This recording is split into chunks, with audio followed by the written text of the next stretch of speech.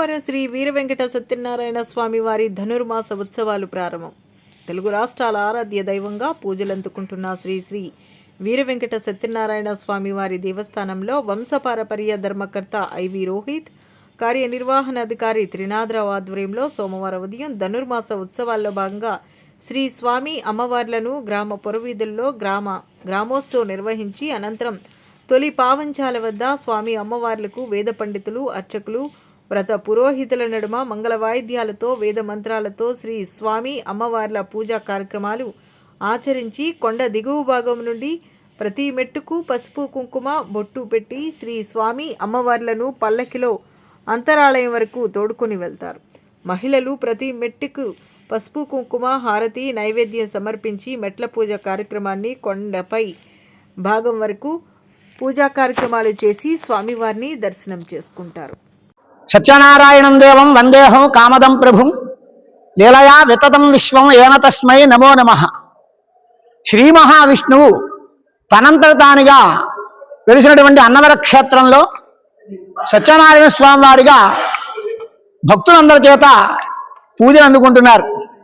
ఇటువంటి అన్నవర క్షేత్రంలో ధనుర్మాసం పేరు చెప్పి ఉత్సవాలు చాలా వైభవంగా జరుగుతూ ఉంటాయి.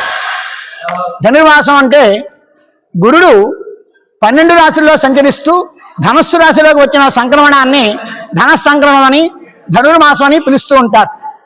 ఈ ధనుర్మాసంలో అన్నవర క్షేత్రంలో సత్యనారాయణ స్వామి వారు అమ్మవారు కూడా ప్రతినిత్యము కూడా గ్రామ సేవా కార్యక్రమం ఉదయం 8 గంటల నుండి 11:30 గంటల వరకు సుమారు చేస్తూ ఉంటారు.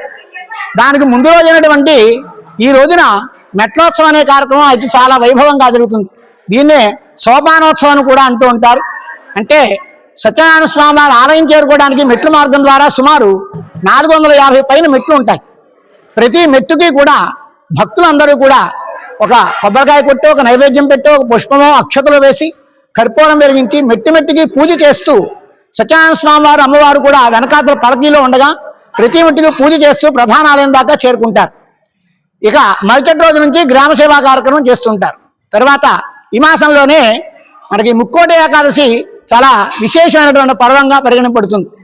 ముక్కోటి ఏకాదశి రోజున అన్నవర క్షేత్రానికి వచ్చి సత్యనారాయణ స్వామి వారు వ్రతం చేసినా, ఒక కళ్యాణం చేసుకున్నా, ఒక పూజ చేసినా చాలా విశేషమైనటువంటి ఫలితం.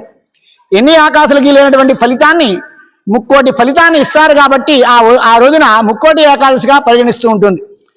అటువంటి రోజున స్వామివారికి ఉత్తర ద్వార దర్శనం చేస్తూ ఉంటారు.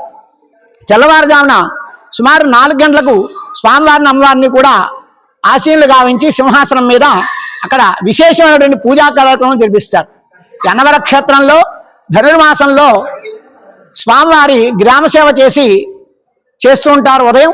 అలాగే ప్రతి నెలలోనూ వచ్చే ఏకాదశి రోజున సాయంకాలం గ్రామ సేవ కార్యక్రమం చేస్తూ ఉంటారు.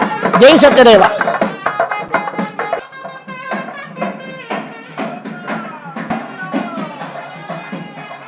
AVM coaching centre Kotananduru. మీ పిల్లల బంగారు భవిష్యత్తుకు భరోసా ఇచ్చే ఏకైక సంస్థ మన ఏవిఎం కోచింగ్ సెంటర్ కోటనందూరు. అతి త్వరలో న్యూ బ్యాచ్లు TET plus DSC, AMCET, POLYCET, APRJC, Sainik, Navodaya. AVM coaching centre Kotananduru.